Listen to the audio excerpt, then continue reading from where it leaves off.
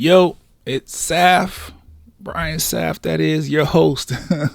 Back again for another episode of the Talk and Play BLERDCAST. Thank you all for being here. I really appreciate it.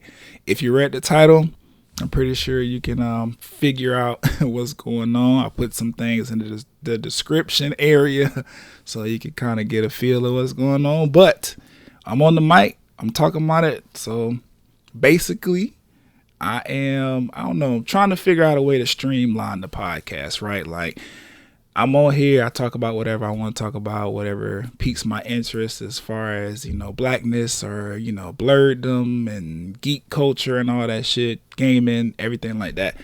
And I enjoy it, but I just want to make sure that I'm like presenting my thoughts and opinions and talents and arts in the best palatable way.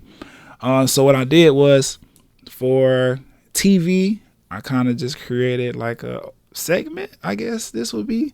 So segment is called the Watchlist, and it is going to comprise of three sections. What I'm currently watching, and the latest with that, this will probably be more along the lines of recaps for TV shows that I'm just super into. And then another sub category is next up, which is pretty much what I have next on the watch list that I want to check out. Things that have caught my attention, things that I'm definitely going to watch once I finish other shit. Because, if you've been listening to this podcast for X amount of time now, you pretty much tell I get sidetracked a lot when it comes to TV because there's always so much dope shit coming on TV. So that's what next up is going to be. Me talking about what's next for my focus as far as these series and TV shows and shit and movies and things are concerned. And then coming soon, they dropping trailers damn near every day for new series, movies, and all kind of shit. It'll just be my little section of this particular segment of me talking about the things that have caught my attention that I'm going to be paying attention to once they finally do release to the public. So that's just a quick breakdown of what this watch list segment is going to be about. I'm going to at least do once a month, one of these segments once a month. I might go up to 2 or 3 or whatever, just depending on how these TV shows and movies shake out. So that's the plan. I'm gonna play my theme music real quick, and then we're gonna jump into this February edition of the watch list. But before I do that, happy Black History Month for all my blurs and just black people that's paying attention to my podcast or whatever. Happy Black History Month to us. Also, happy Black Future Month as Kanye has decided to also dub February. Kanye is in the media for various amounts of things at this point, most notably Donda 2 coming and Kim Kardashian and his family situation and all the other shit. That's neither here nor there. I like the concept of Black Future Month and celebrating black people that we have now making waves in the culture that are sure to be pivotal for the success of future black people, to be celebrated this month. So shout out to Kanye for having that dope idea. I fuck with the name Black Future Month. Also, can't forget about our history. It's Black History Month. So just want to say that real quick. Happy Black History Month. Happy Black Future Month. Let's play the theme music and get into this particular episode segment of the watch list.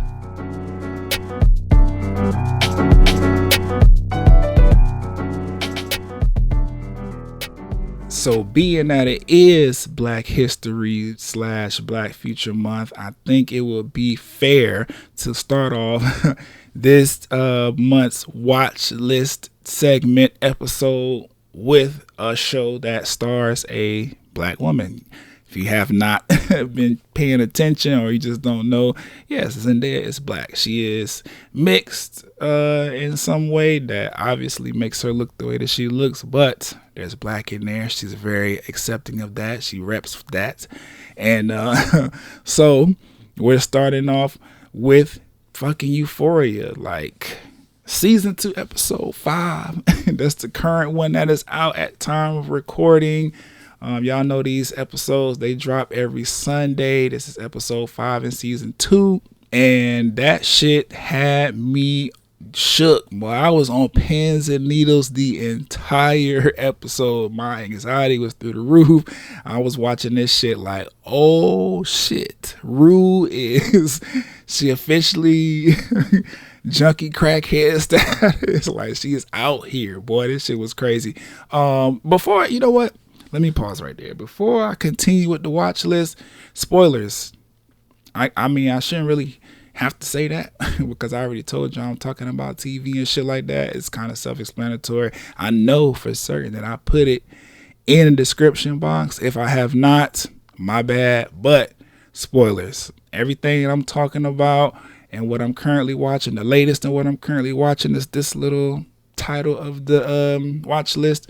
We got spoilers. I'm gonna be talking in depth about how I feel about all of these TV shows and their latest, in the storylines based on whatever episode they're on. So, spoiler alert.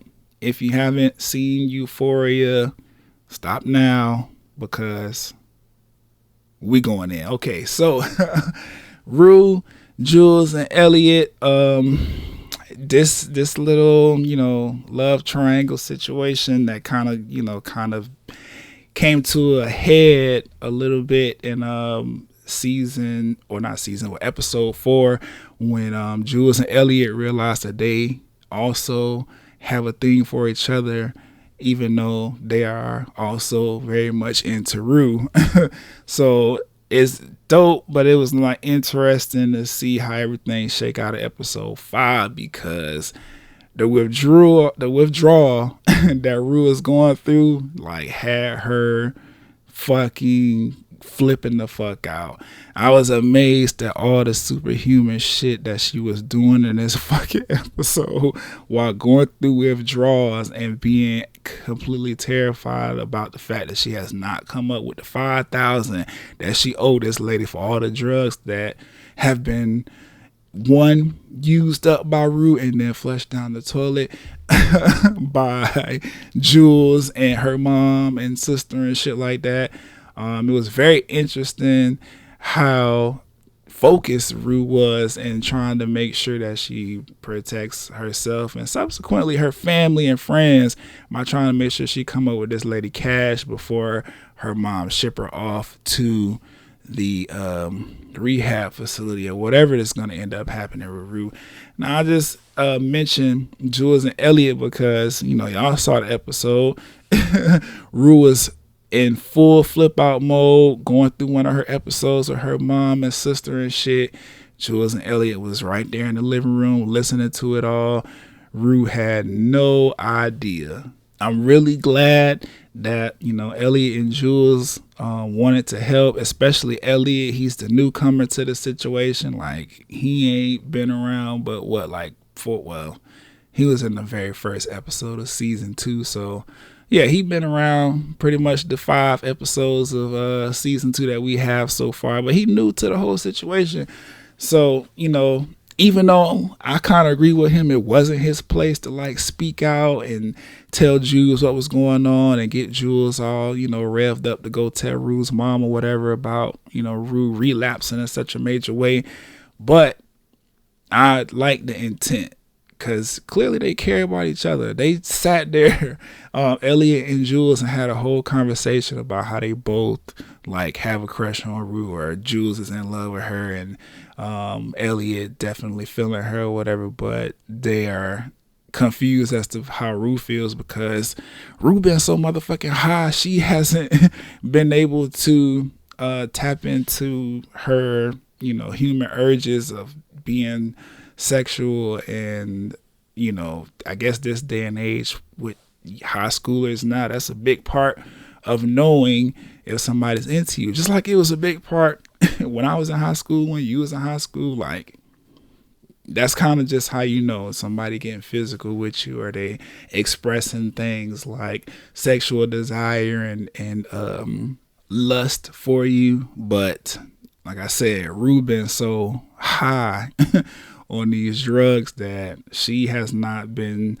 showing Elliot or, you know, Jules any of that kind of attention or affection. But outside of that, I understand why Rue is mad at him. You know, she popped him in the head real quick, you know, just to let him know, nigga, you fucking up, like, what you doing? Because you was definitely taking these drugs with me. Like, you be high as fuck too on all of these random pills and shit. Like, don't act like it was just me.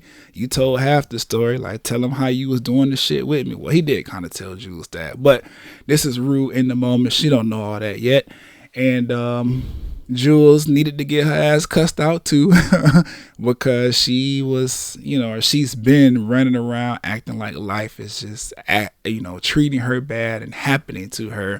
But really, bro, like Rue says, like, but you love being loved, like, and that shit is dangerous for people because you kind of taking advantage of them in their human state, you know, just to satisfy your urges and need to be loved and needed by somebody. Like, you know, Rue was definitely, she was going through one of her drug-fueled rages, but she was spot on with how she was cussing them out in some ways. She was out of line when it came to Mom and Gia. I will say that. But, you know, drugs. So it just kind of is what it is, I guess. I wish she was in her right mind though, so she could just like explain to her mom, like, I owe this crazy drug dealer lady an insane amount of money for a high schooler in a way. 5 G's, like, that's, you know, it's a pretty steep bill for a high schooler to have with somebody doing something illegal. So I just wish she was in her right mind so she could tell her mom, like, I'm not just flipping out because I'm going through withdrawals and I want to get high to ease the pain. It's also because I'm scared for my life and y'all's, because I owe this drug dealer lady this insane amount of money for a high schooler.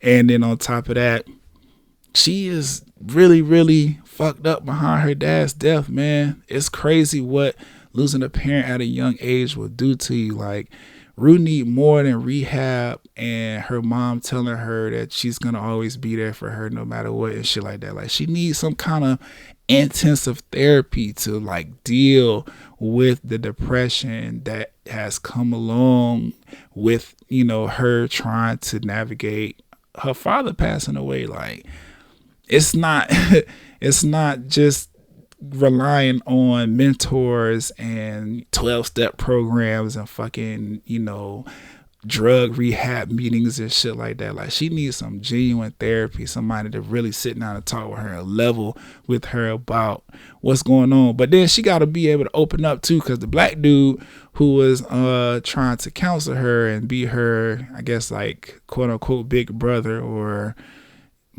counselor through the drug program or whatever, he was trying to, you know, get to her on that level and talk to her about that shit. But Ruby, she be closing off sometimes and real defensive about that, even though that's like the main contributor to the fact that she cannot stay off of these fucking drugs. But she need to talk to somebody, because this entire episode, her running through the streets of LA from cops and dogs and running through people's parties and shit and going to her friend's family house and stealing from them, stealing from random people just to come up with some kind of money to give this drug dealer lady. Like, that was a lot. I'm like, damn, bro, like, we've really hit like drugged out status. Like, you're stealing from people that you know and people you don't know just to come up with money to give to your drug dealer, bro. Like, we rock bottom at this point.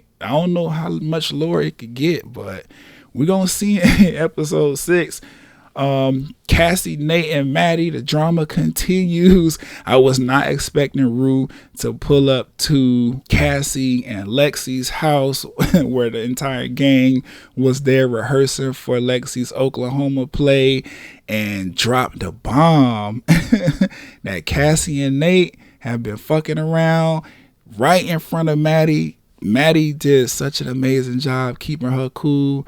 I really think that she was being self-aware of the fact that Rue is going through a drug-fueled like rage outburst at the moment, because I could tell she wanted to whoop she wanted to whoop Cassie's ass right there on the spot. But mom was right there trying to, well, both of their moms, both Rue and Cassie and Lexi's mom was right there. Like, man, we got bigger fish to fry. Y'all worried about this teenage drama bullshit. Maddie wasn't having it, though. She was pissed. And understandably so. Like, that shit was crazy. And Cassie ain't making no fucking better, bro. Acting like a punk about the shit. Like, you was just telling Nate, oh, you know, you crazier than Maddie and shit, and you fuck his life up and stuff like that. Own up to your shit. Y'all know y'all been fucking around. Like, why be strong gangster in front of Nate, but then when Maddie at your front door and your motherfucking grill asking you, is what Rue's saying true? You sitting there looking like a lost puppy talking about you don't know, and then deflecting, talking about, oh, how you gonna believe anything she say when she a drug addict? That was some bullshit, Cassie. You ain't even have to take it that far. But at the same time, Rue ain't have to drop the bomb like that, which it was genius though, because it definitely distracted everybody so Rue could get out the way and get back in the streets on the run. It was just funny and shocking how that shit came out, because I was completely not expecting Rue to, hey, Cassie, so real quick, like, how long you been fucking Nate Samuels? I was like, oh shit, this what we doing? Like, I knew the shit was gonna come out, but I ain't know Rue was gonna be the one to drop the bomb. That shit was genius on behalf of the writers, because that shit caught me left. I was still heart pumping because fucking Rue is out here running through the streets like crazy, like she on fucking Grand Theft Auto with 5 stars, and she pull up on the scene, drop a bomb like that, and skate out the door. I was like, wow. Wow. Entertainment at its finest. I'm really excited for next week's episode 6. They put the trailer out like as soon as episode 5 went out. And for the most part, we focused on Maddie and how she gonna get Cassie and Nate back for fucking around behind her back. And I'm excited because some of them little cutscene clips of Maddie beating bitches up over the years for trying her as long as Cassie and Nate have known her, like that shit was hilarious to me.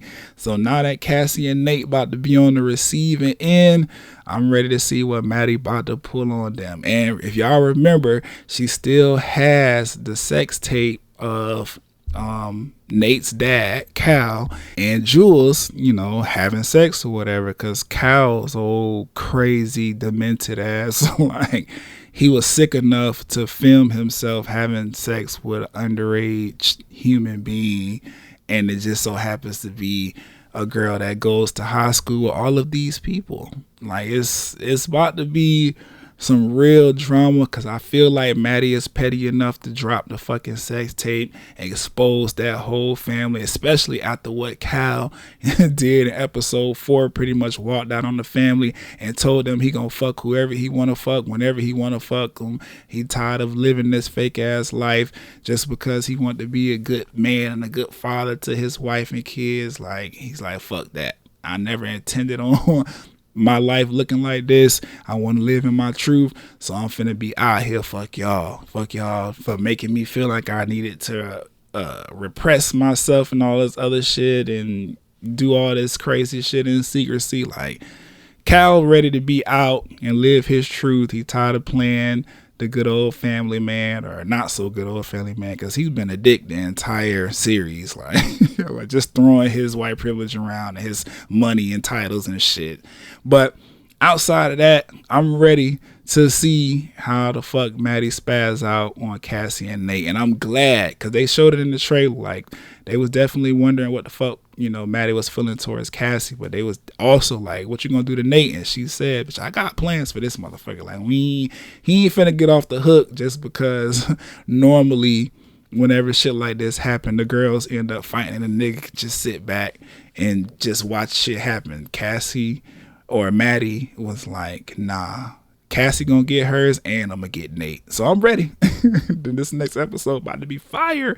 And Lex with this damn Oklahoma play, I just, the material just write itself. Like, I think this play is about to be fire, but it's also about to be very, very telling. Hopefully nobody decide to beat Lex up behind this shit, because she's definitely gonna use everything that she's been experiencing and watching happen between, her sister and her friends and shit. Like, she about to use this shit in this play, and it's either gonna be damaging or it's gonna be like something that sets her up to be called a child prodigy in film and shit, and she's gonna go on to do amazing things. Either way, I'm excited for episode 6. Lexi been writing in her head as she been watching the drama unfold. Maddie about to slide on Cassie and Nate. And then Jules, by the grace of God, actually made it home after her GTA field adventure across the city streets of Los Angeles. So I'm excited, to say the least. Episode 6 of season 2 of Euphoria is gonna be a good one. And then, if I'm not mistaken, we only getting 8 episodes out of Euphoria, so we leading up to some huge finale shit. I'm pretty sure episode 6 is really, really gonna kick all of that off. I'm excited. Euphoria has been amazing, from the cinematography to the music to the storylines to the acting. Rue, or Zendaya, she need all the awards. More Emmys for Zendaya. Like, whatever you could give Zendaya for doing an outstanding job in these acting scenes. These scenes on these Euphoria episodes have been fire. Give Zendaya all the awards that she could possibly win for this fucking show, because it's been phenomenal. Moving on from Euphoria fandom, we got Power Book 2, the motherfucking a season finale for season 2 just happened, and that shit closed out really good. I was like, okay, this is about to be my favorite of the series, I guess. Well, that was until I saw Power Book 4, Force, featuring Tommy, but we'll get to that next. Right now we focusing on book 2. I feel bad for Diana. You know what I'm saying? Tariq is right. Every time somebody get around him, they either die or they end up having to go away. But at the same time, I'm team Effie. It had to be done. I think Effie was really, really looking out. She made a very, very tough decision to do what she did to Diana. But yeah, at the end of the day, at the end of the fucking day, like, it had to be done. There was no way that Tariq was going to get out of that situation and save, Kane from being exposed, which would have exposed Effie and Braden and everybody that has something to do with this shit if motherfucking Diana would have took the stage. So I'm glad that Diana didn't take the stand, because Effie did what needed to be done. Now, they did say that she died in a car crash or whatever. If Effie made that shit look like a car crash, even more kudos to her, because wow. But I wouldn't be surprised. This is Power now. I wouldn't be surprised if that was just what it was made to look like, and Diana's actually safe. We'll see in season 3. As of now, though, she is dead and gone, and it is what it is, because I don't really feel like bad about it. I'm with Effie, bro. Like, the shit had to be done to protect everybody. Councilman Tate, on the other hand, and all of his underhanded bullshit is really setting up his spinoff, which is supposed to be Power Book 5, to be really fire. Like, I like, smart shit like that, like smart, underhanded television, especially when it's dealing with politics, because we all know 99% of the politicians, they snake in some way. You know, they do what they got to do to advance their party's agenda while also trying to get their little piece of the pie. And then Tate is playing into all of that shit very, very well. He really set up his particular spinoff to be fire out of this entire season, because this is the season finale episode. So I'm looking forward to it. Whenever they decide to drop a trailer, I'm gonna be tuning in. Whenever they decide to release the season, I'm gonna be tuning in, because Power Book 5, based on, you know, Tate's entire role in this season of Book 2, like Power Book 5 is gonna be fire. Chase is a real one. He played that shit smart as fuck. He made sure his lawyer got him immunity before he went on the stand and said all the shit that he needed to say to get Tariq off the hook for this entire case.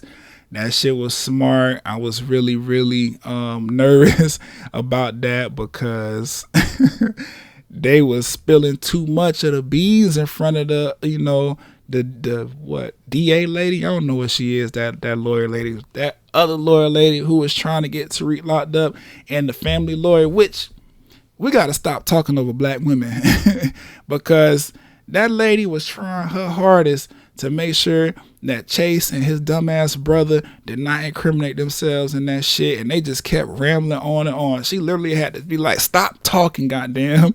We ain't saying nothing else. We ain't making no deals unless y'all get immunity. Y'all sitting up here running y'all motherfucking mouth. That's what I said. That's what I would have said. But y'all sitting up here running y'all motherfucking mouth, not understanding that she could use all this shit to get y'all locked up. Like, just chill. Let me work and do my job. They was talking over this lady. She was trying to do her job. The dad, no, be quiet. Let them kids talk, because I want to know what the fuck going on, and we don't need to be associated with none of this shit like this, and we good people. We gonna do us right. Meanwhile, you the same motherfucker that was dressed up in blackface at a fucking Halloween party back in your heyday, quote unquote. Now you done lost your damn job, because like Cal over here in Euphoria, y'all dumbasses got so fucking cocky that y'all decided to keep evidence of y'all doing some shit y'all not supposed to be doing. But I just wanted to say that because it is Black History Month. Stop talking over black women. Like, they hired that lady to be the family attorney, and she was trying to do her job. Y'all kept incriminating herself to the point where she had to raise her voice and assert herself, like, look, shut the fuck up. We ain't saying nothing else. We ain't doing nothing else unless this white lady can promise y'all immunity, can guarantee y'all immunity before any one of y'all take the stand, because I gotta do my job. And y'all ain't finna blame me if one of y'all get locked up because y'all want to be happy and tell all the business. But Chase held it down. You know what I'm saying? He went up there. He blew the whole case up, took full responsibility for all the drugs and all the other bullshit that Tariq was on the line for or whatever. And the case got thrown out because, you know, Chase, being a real one, figuring out what to say and what to do in order to walk out of the courtroom with his immunity intact, as well as get Tariq's charges dropped and Yasmin back in his custody and everything. Like, shout out to Chase, because I was shaking for a little bit. I was like, wait a minute now. After that incident with Tariq stole the blackface picture and gave it to Tate, and Chase found out, I was like, oh, he might turn on his family or whatever. But nah, he held it down. So shout out to him. He's stupid as fuck though for still wanting to sell drugs after they just beat a drug case.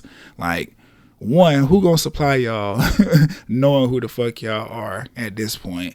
And two, like, what, nigga, you still hot? Like, go do something else. Go use your white privilege to get you a job that can make you way more money in a legitimate way than selling drugs. I don't know why this motherfucker Chase want to be so hot in the street. Like, it's not a bad life that you have. You living in your parents' shadow and your brother's shadow, but you can build your own shit and come up from under there. It don't gotta be no goddamn drug kingpin.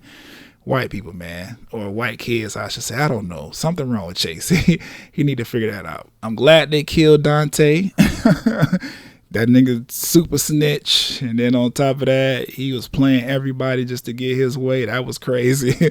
But it's Diana's fault that Zeke is dead. I'm going to just be real about that. Motherfucking Drew told her ass not to look inside the bag, and she did it anyway, nosy as fuck. And then Lorenzo done played her head up, boosted her head up, making her think, no, you did it because you like to be a step ahead of the game, and that's smart, X, Y, and Z. She didn't even know what she was looking at, but she still running, telling business. Oh, they had account set up for me and Drew and motherfucking Kane, and they had one for mom, but nothing for you. Like, boosted Lorenzo head up to make him feel like Monet was really about to get on that plane and leave all them behind, and play him once again, have some little underhanded escape plan when that ain't nothing to do with what you really should have been looking in the bag trying to find out. So hopefully when Monet find out that Lorenzo is the one who shot Zeke and killed him, at this point he's dead. We don't know for sure just yet, but we'll see. Hopefully she'll ask enough questions to make Lorenzo tell her that it was Diana's information for what she saw in the bag that made him run out into the streets and pull up on the air hangar and shoot up Zeke before he could get on the jet. And then Monet could once again choke the shit out of Diana, because she just been causing too much problems being nosy, bruh. Like, I get it, but then at the same time, I'm like, damn, bro, like, you don't gotta tell all the information you know. Just sit on some shit until you figure out exactly what's going on. She like to just drop bombs and fuck up the whole situation without knowing exactly what is going on. I'm like, bro, like, just chill. If you gonna have water, then you need to hold it. Why you can't hold water? You getting all the tea, she getting all the information, and just spilling it every way any chance she get. Like, come on, bro. Wow. Diana gotta chill. I don't think Zeke is dead though. I could just be being naive or wanting power to hit me with another fire twist in the plot.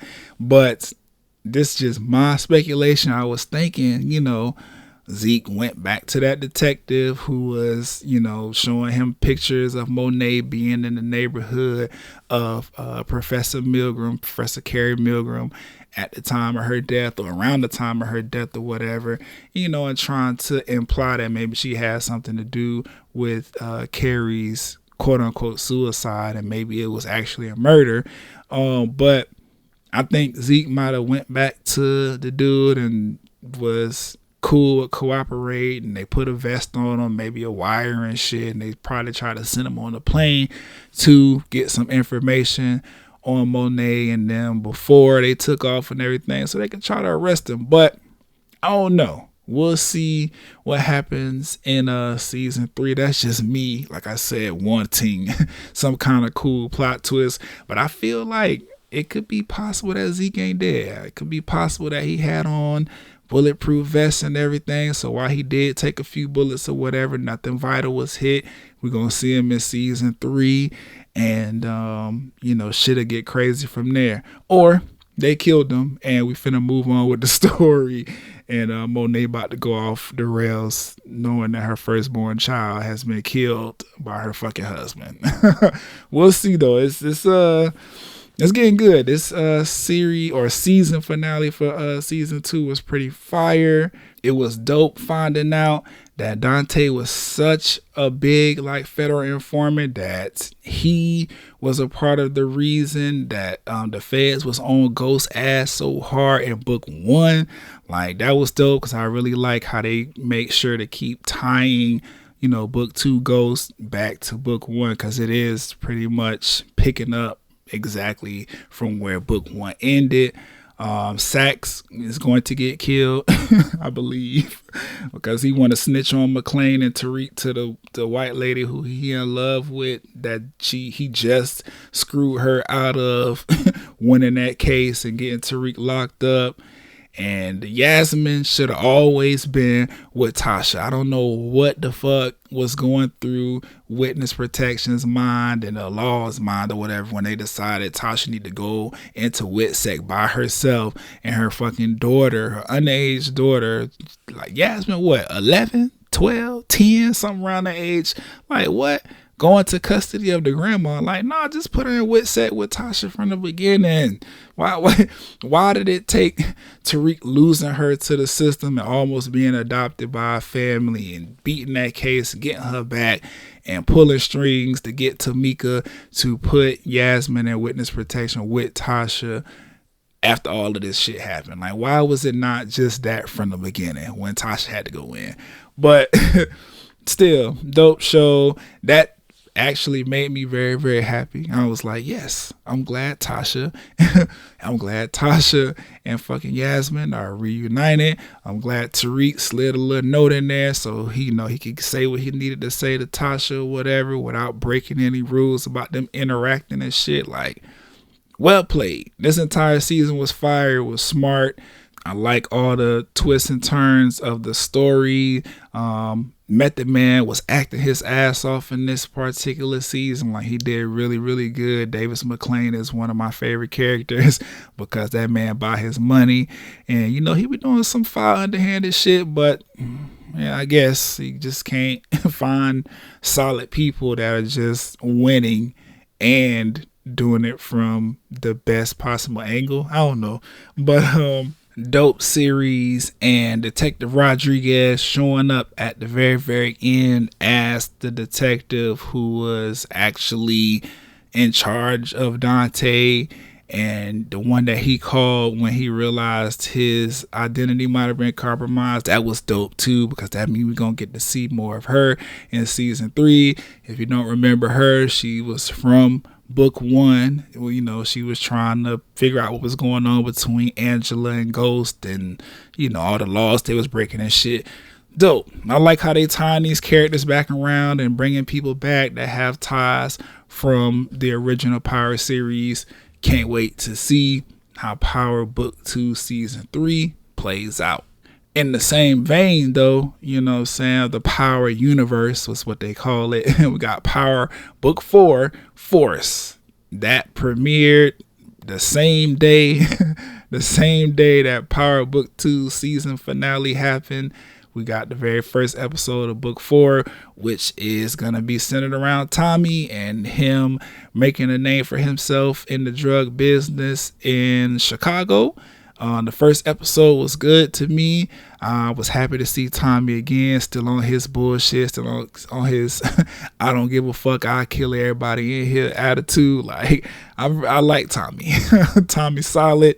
I really fuck with him. I'm glad to see the character return and still be who he is, but just in a new city, in a new environment. We introduced in this series to what seems to me, they haven't really confirmed it yet, but I think this is like the Irish mob or Irish drug cartel / gang or whatever, which is dope because we haven't really seen that in the Power universe yet. It's just been, blacks and Hispanic gangs and cartels and shit. So we in Chicago now with Tommy, not New York with Tariq and Ghost and all that stuff there. And we're going to see what it's like for Tommy building his own drug empire in Chicago, running up against, like I said, what seems to be an Irish mob or cartel. Now, but it wouldn't be Power without a interestingly weird plot twist. Tommy finding out that he has a black brother or a half black brother. I don't even gonna call him half because that's a nigga. Like, he might got some white in him, but he definitely present as a fully black man. But yeah, just learning that Tommy has a black brother that his mom either don't know nothing about or just failed to mention all of these years, that she also had another son and it was with a black man, and she left that son in Chicago to be with the dad, I guess. I don't know. We don't know the full story with Tommy and his, newfound brother or whatever. But Tommy's a family man. He's always been. That's why he got in so much trouble in the original Power series, trying to be loyal to his family and friends and people who have those same ideas of integrity and loyalty. So I'm interested to see how Tommy actually, incorporates brother into his life and business and what's going to happen with that? That's an interesting little plot point to just throw in all of a sudden in this new series. Like, he got a long lost brother that he never knew about after we seen how hard he was riding for Ghost and looking for that kind of love and attention and family and camaraderie from somebody. Like, to know that he has a blood brother now that he could get all that shit from, it's about to be something serious, because like I said, he going up against the Irish cartel at this point, or working with them, or whatever the fuck is about to happen with that. And Tommy be flipping out when it comes to his loved ones. So we'll see. I'm interested to see how that new plot point plays into the actual overall plot and storyline of Power Book 4. I'm also interested to see, what is going on with the story of this barber that just got out of jail. Like, obviously he was in the life as well. That's what got him locked up. He told his brother he don't want to kill people no more. So I'm like, okay, is he a hitman? Is he, a shooter for a gang, like, or a cartel? Like, what's his backstory or whatever? He nice with the fade, you know what I'm saying, with the barber clippers and shit. So that's dope. The brother gifted him the barbershop that they grew up in as, his business that he owns and is going to be running now. So that's dope. But it's in the middle of the same hood, most likely, that got him locked up in the first place. So I don't know if that's the best idea. Clearly he gonna get pulled back into the life. The black cop or whatever that was antagonizing him at the shop definitely gonna be fucking with him, just because niggas like to do that to niggas when I don't know what that thing is with black cops. Always be on these shows trying to get black people who have just come out of jail and are reformed to slip back into their old ways. I don't know why that gotta be the case here in Power as well, but whatever, it's nigga television. So I'm gonna sit and I'm gonna watch it, and I'm gonna enjoy it, because I want to understand what the dynamic is there. The police, like I said, he was being real asshole. He's going to continue to fuck with this barber dude, but like, how deep in the life was this barber dude to have, him making enemies on a police force? Like, I don't know. Let's see, especially because it's black. These are two black men. Like, I don't know. I'm interested to see what's going on. What did this brother do to make this brother, who is a police officer, feel like, oh no, I'm finna fuck with him, I'm finna get his ass put right back in jail? Like, what's the story between these characters? We'll have to wait and find out. I'm pretty sure Power Book 4 will be taking the place of Book 2, that same time slot on Sundays or whatever. So next Sunday, when episode 2 drop, I'm gonna check that shit out. If I feel like getting on here talking to y'all about it, that's what I'll do. Outside of that, on a less gritty and drug-filled note, because I'm just realizing between Euphoria and Power, bro, like, drug television has really been keeping a hold on me. That's very telling. I wonder what that means. It's interesting TV though, man. It's just good. I enjoy it. But like I said, on a lighter note, Abbott Elementary, the show has been amazing, hilarious. Like, every episode I laugh out loud. This is really good programming. I'm glad to see it. Quinta, congratulations on a successful show. That shit is fire. In the latest episode, Janine just decided to bring her rude ass, controlling ass, manipulative ass, fake artsy ass friend into the school or whatever to be the new, what is it, volunteer arts teacher for the arts department or whatever the case might be. Either way, that lady was wildin', bro. She was out of line, like, completely, for doing that to that lady Books, man. They just sat in front of you, Janine, you, and the other teacher lady. What's her name?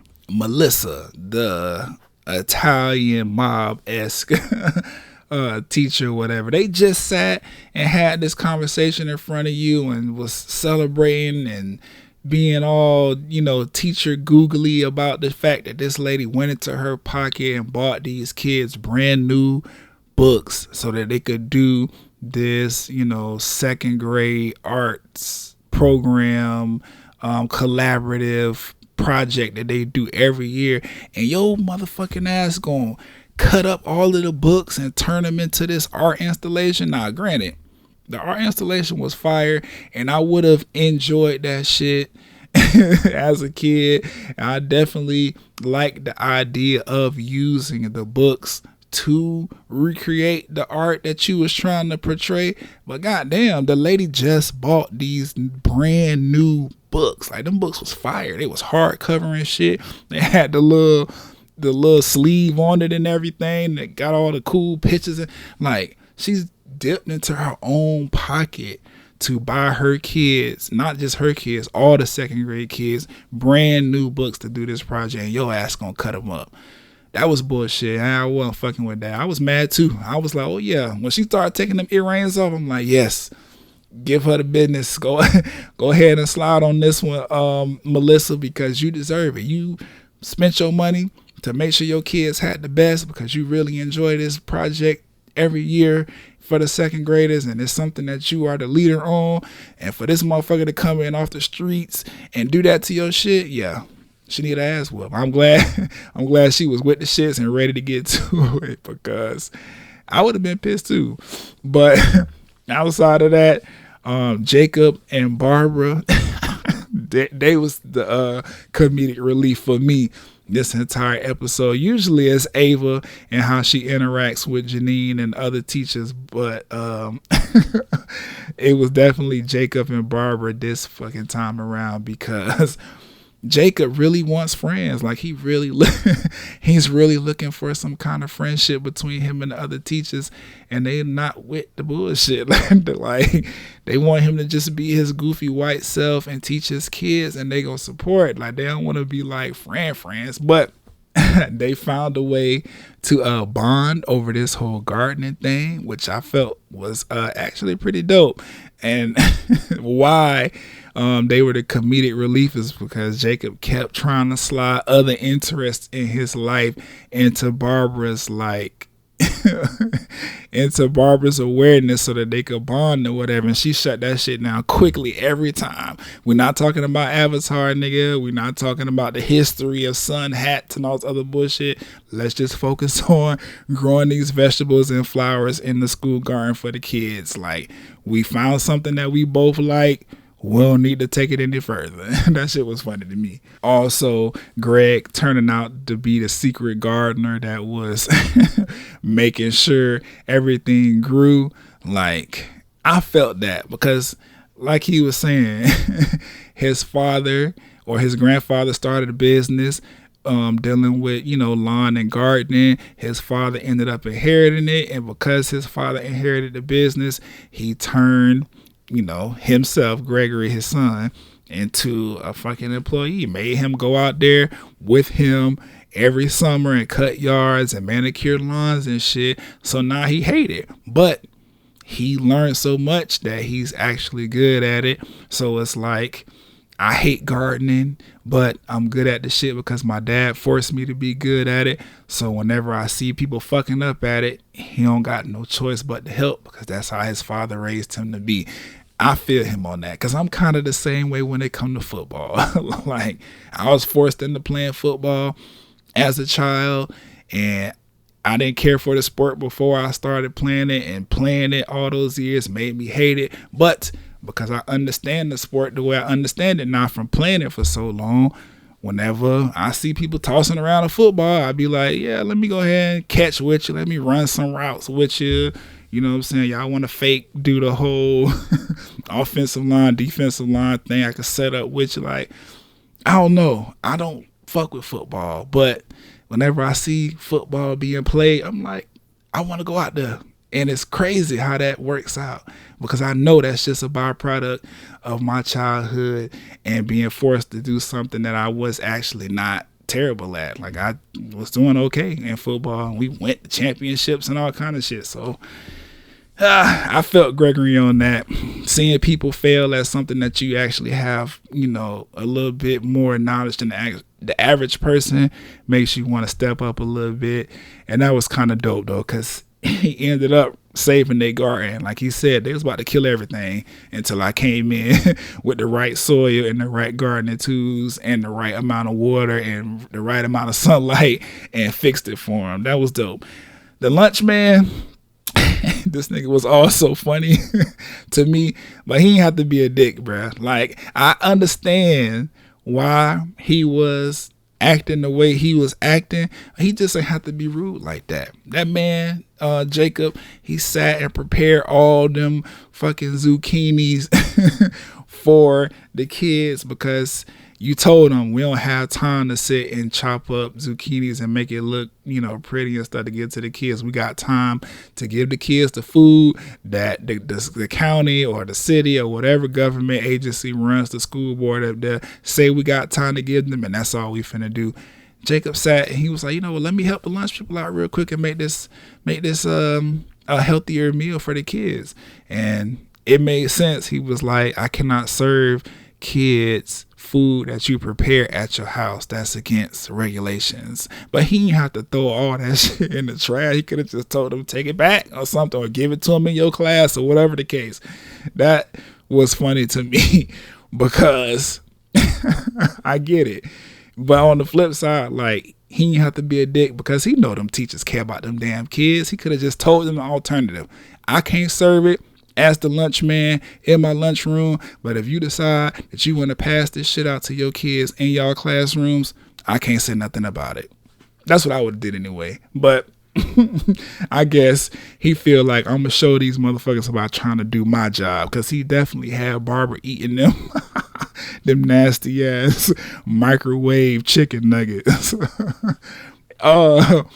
Overall though, Abbott Elementary is turning out to be a phenomenal show, hilarious. I really, really enjoy this perspective of the whole, teachers teaching narrative or whatever, especially because I have friends that are teachers at schools that are underfunded and considered, hood and the problem schools and low risk or high risk or whatever the term is for schools that are just in neighborhoods where it's mostly black and brown kids that go to them.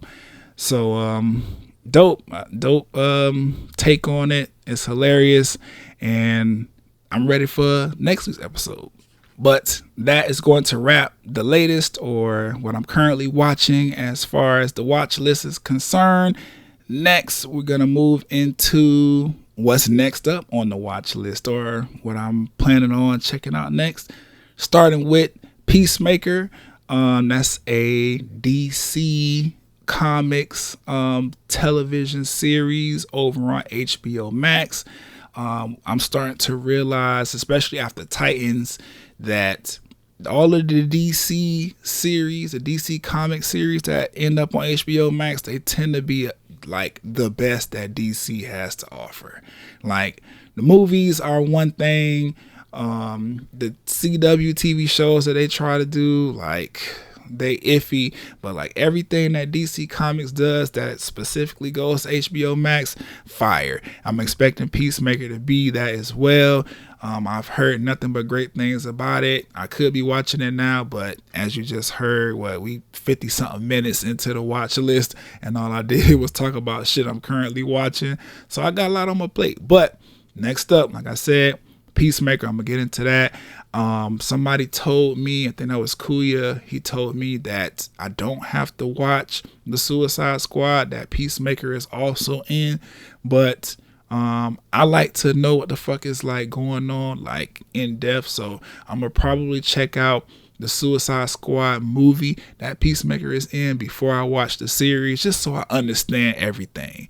And then I'm gonna jump into the entire series, because from what I've been seeing online from my, blurred community that I pay attention to, who like to review television shows and stuff centered around geek and nerd and comic and shit, like, everybody's fucking enjoying it. They say it's an amazing show. John Cena is doing an amazing job. I want to see for myself. So that's what's next up for me.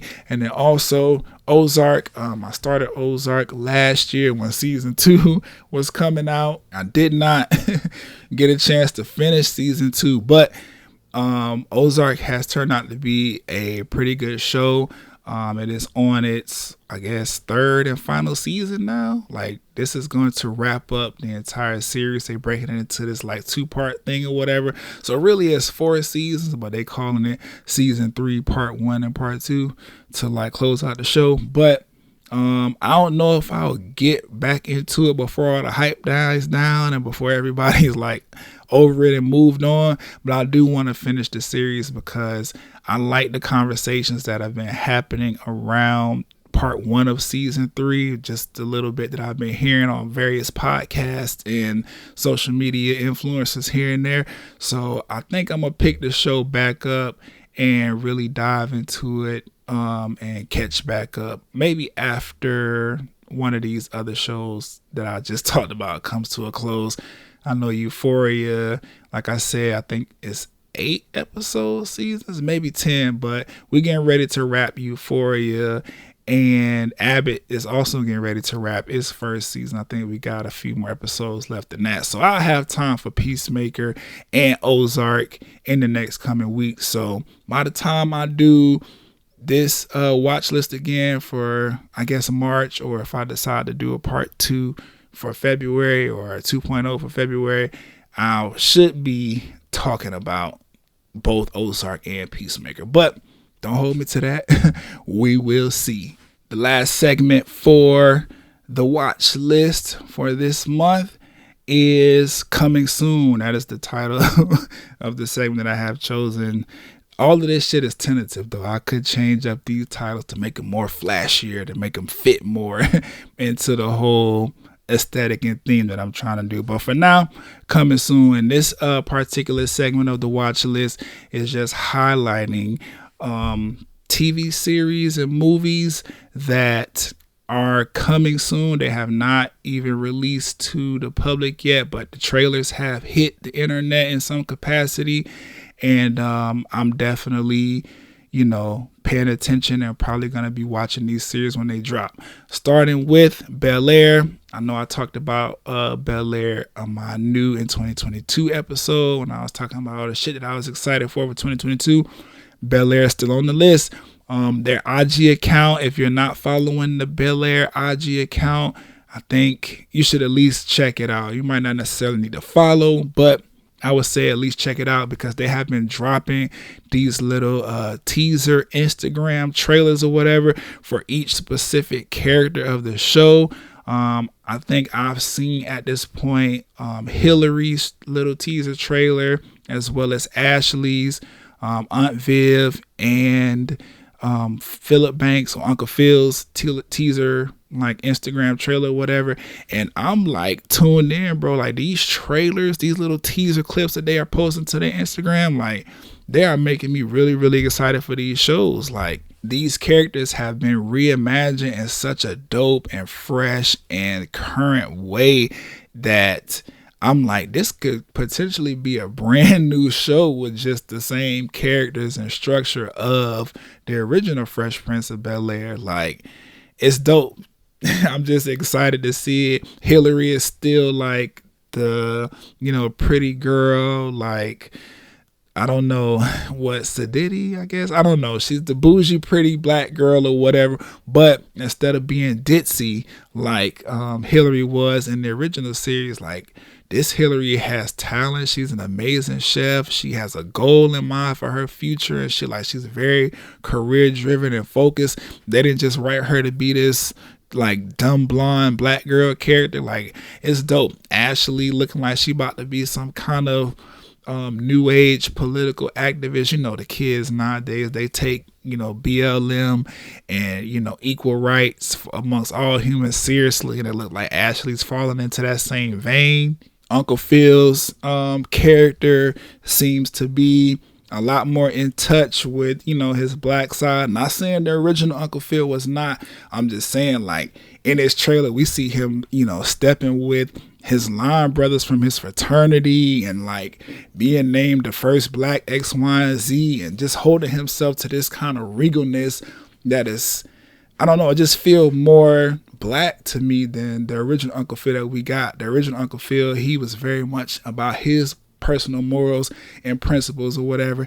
And him being black was just like the like side motivation for, you know, Uncle Phil being who he is. But this new Uncle Phil, based on this trailer, these little clips that I've seen on the Bel Air Instagram account, it looked like he's very, very like proud of it, and it's very much more a part of his story and his character, you know, as a whole, versus like, yes, we black, but I've transcended. It's more like, nah, I'm carrying my blackness with me as I continue to transcend. I don't know, it's just dope. I like how they have taken the time to make sure that we know that these characters are going to, you know, remind us and be similar to the characters that we all know and love and grew up watching on the Fresh Prince of Bel Air, but they added their own twist and their own spin, their own reimagining to each character, including Will. Like, it's dope. I really like how this is shaking out to be. It's modern, it's fresh, it's new, it's, you know, the same aesthetic that we all know and love, but with today's, you know, climate and today's energy behind it. I really fuck with that. I'm really, really excited to see it. I don't know if I have a Peacock subscription. I don't think I do, but I'm gonna definitely get it because I have to see this Bel Air shit. Especially Will's attached to it in a major way. His promo for it has been dope. Like, I fuck with Will Smith, one of my favorite actors of all time. Like, I'm tuned in. I'm ready to see this shit now. Moving on though, for coming soon, we also have Moon Knight. I believe I talked about this as well in my new in 2022. I don't know if I got on here and spoke about the trailer, but if I haven't, then just know the trailer was fire. It's on YouTube. Go ahead and check it out if you need to. Like, I'm really, really excited for this. I'm hoping that he has, you know, all or some of the cool, like, Egyptian moon goddess powers or whatever the case might be that he had in the comics, because in the comics, Moon Knight, he does start off to be like one of those heroes that has powers, like I said, based on some Egyptian, you know, magic or whatever that gives him powers based on the phases of the moon or whatever. But throughout his story, he loses those powers. I hope that in this iteration of Moon Knight, with what Marvel and Disney Plus are putting together, I hope that, you know, he retains these powers in some capacity, just so we can see just how dope this character actually is. The story based on the trailer looks pretty dope. It's gonna be one of the darker stories that we've gotten, you know, in comparison to, you know, Falcon and the Winter Soldier and WandaVision and Loki and everything that we've gotten on Disney Plus from Marvel thus far. Like, it's probably going to be the darkest one on there. And I mean dark, I mean like gritty, like Daredevil and Jessica Jones and Luke Cage, like really a darker side of the MCU, a darker side of Marvel and Disney Plus.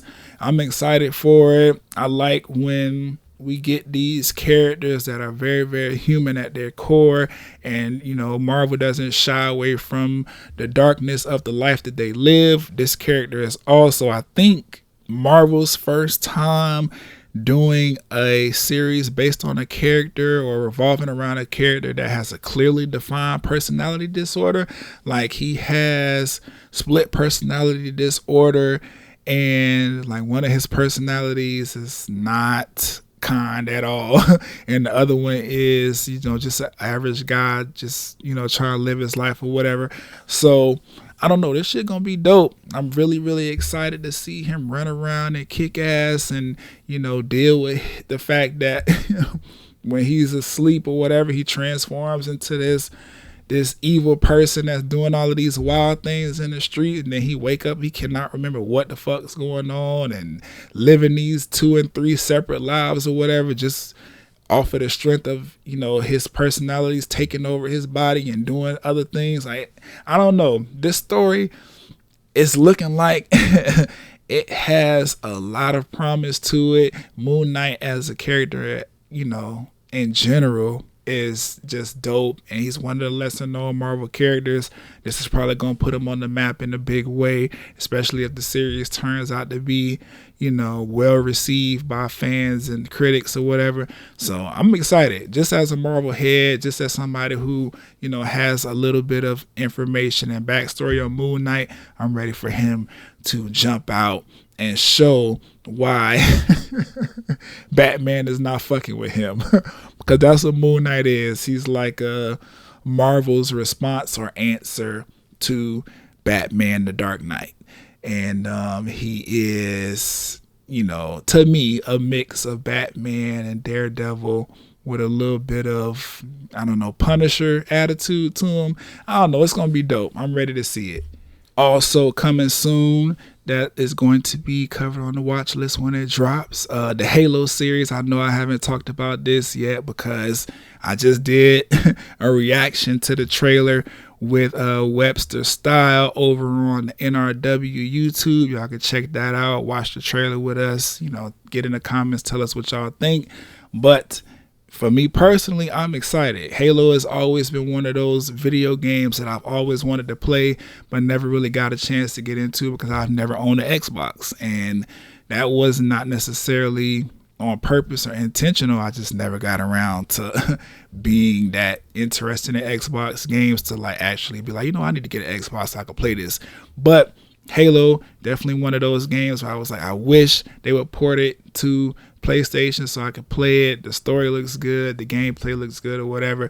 So now that it's turned into an actual series that's going to be on Paramount Plus, I believe, I'm like, oh shit, this is dope. I get to learn more about this game that I've always been interested in playing, and then see it reimagined in a way that the fans are going to flip out over, because Halo is one of those Xbox exclusive titles that Xbox fans go up for. It's like, if you have an Xbox, you have to have a Halo game, because that's how important the game is to the actual Xbox culture. So I'm excited. I like when video games turn into movies or TV series and stuff like that, especially when they done right. I don't think Paramount Plus is going to let us down. That trailer is fire. It didn't do nothing but get me more hype for the series. Breaking down the actual series and story behind Halo with Webster, him being an Xbox player who knows way more about Halo than I do, all of that shit made me excited. I'm like, all right, cool. My dog Webster say I need to be excited for it because it looks good. I'm looking at the trailer for myself and I'm like, I'm excited for this because it looks good. So I'm like, all right, cool.